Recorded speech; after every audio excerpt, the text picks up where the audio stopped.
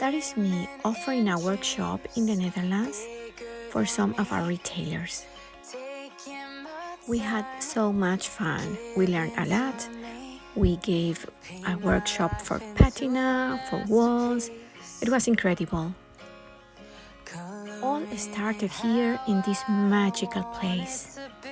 It's a place to dream, to stay, to get inspiration. We had 4 workshops a day. It was intense, but great.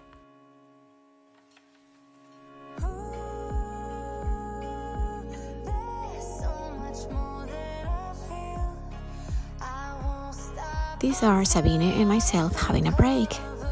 Here you see some of the results of the day. The weather was just fantastic. Now it's time for a break. We had delicious food, all prepared and offered by Ineke. She's the lady in black. This is the room where I stood at. On Monday, we were invited by Eric to visit the warehouse and understand how it works and how the process works. This is Eric saying hi to you.